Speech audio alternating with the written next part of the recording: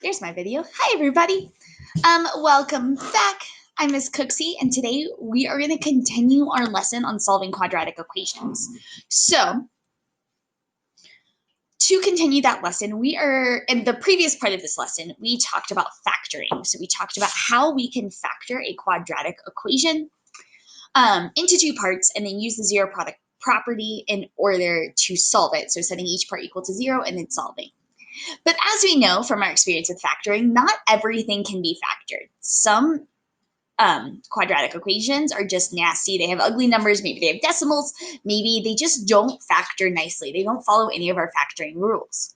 So we, as mathematicians, have developed this awesome formula to help us figure out how to find the x-intercepts, how to solve quadratic equations using, dun, dun, dun, the quadratic formula. So this is the quadratic formula. It is very, very long. There's a lot of helpful songs, and I will link to some of them below this video. As much as I would love to sing for you, I refuse to sing on the internet. That is for only in class, not for the internet. So the quadratic formula is x equals negative b plus or minus the square root of b squared minus 4ac over 2a. So a, b, and c are going to be the coefficients in the standard form of a quadratic equation. Plus or minus might be a new symbol for some of you. It means that we are going to do this twice, once with a plus sign and once with a minus sign. That's because a square root always has a positive and a negative answer. So for example, the square root of 9 is positive 3 and negative 3, because negative 3 squared equals 9 and 3 squared equals 9. So let's go ahead and see what it looks like to apply this formula. Make sure my pen is correct. So we first need to figure out what is A, B, and C in our standard form. So in this case, A is the invisible 1, B is 4, and C is 3. So our quadratic equation is x equals negative 4 plus or minus the square root of 4 squared minus 4ac, so 4 times 1 times 3, all over 2 times 1. So let's go ahead and simplify that. So that's x equals negative 4 plus or minus the square root of 16 minus 12 over 2. 16 minus 12 is 4, and the square root of 4 is 2. So this is negative 4 plus or minus 2 over 2. To finish solving, we now need to split this up into two equations, one for the plus and one for the minus. So x equals negative 4 plus 2 over 2, and x equals negative 4 minus 2 over 2. Negative 4 plus 2 over 2 is negative 2 divided by 2, which is 1, negative 1. And negative 4 minus 2 over 2 is negative 6 divided by 2, which is negative 3. So x equals, and I'll do squiggle brackets this time, negative 1 and negative 3. So those are the two x-intercepts in that equation, negative 1 and negative 3. Let's do it again with this equation. 4x squared equals 9x minus 2. Now, this equation is not in standard form. It's not set equal to 0. So we need to set it equal to 0. We're going to subtract 9x from both sides and add 2 on both sides.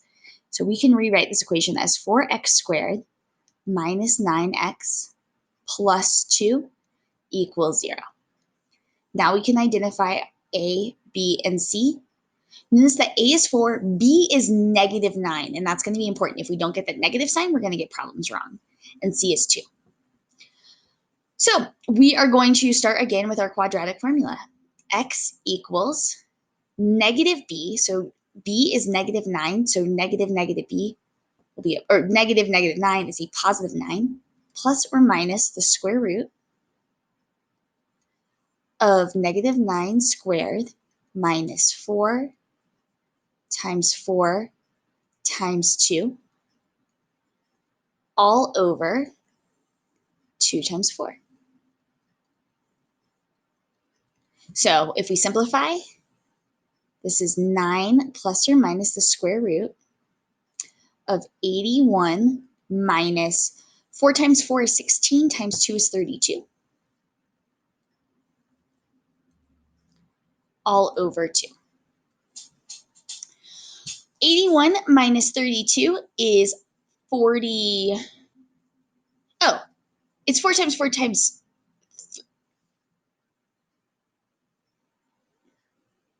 2. I'm sorry. My answer key that I'm looking at has the problem written down wrong. This is correct. 4 times 4 times 2, 16 times 2 is 32. 81 minus 32 is 49. So we have the square root of 49 is 7. So 9 plus or minus 7 over 2. So x equals 9 plus 7 over 2. And x equals 9 minus 7 over 2. So x equals 8 and x equals 1.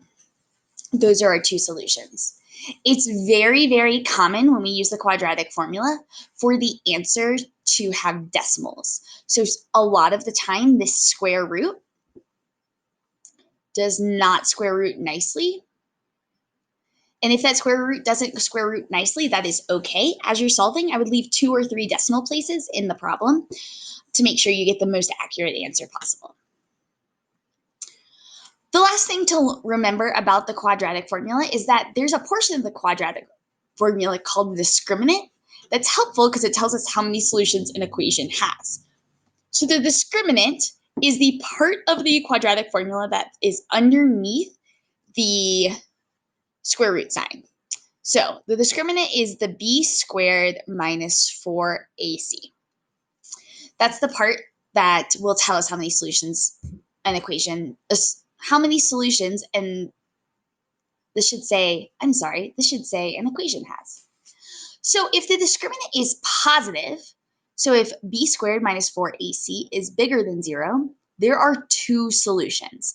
So that means that the graph crosses the x-axis twice. So let's look at an example of that. Here we have 12x squared plus 5x equals 4. So a is 12, b is 5, c, we actually have to rewrite this in standard form, so we need to subtract 4 from both sides. So c is actually negative 4. So b squared minus 4ac is going to be 25 minus 4 times 12 times negative 4, which is 25 minus 16 times 12, which is 192. Because we had 2 negatives, it's a positive 192. So 25 plus 192 is 217, which is above 0. So that tells us that this equation has 2 roots. It's going to cross the x-axis twice. If b squared minus 4ac equals 0, there's only one real solution. So that means that the graph is going to touch the x-axis, but not actually cross it twice. So in this example, a is 1, b is negative 8, because I would subtract 8x to put this in standard form. C is 16, because I would add 16 to put this in standard form. So b squared would be 64 minus 4 times 1 times 16, which is 64 minus 64, which is 0.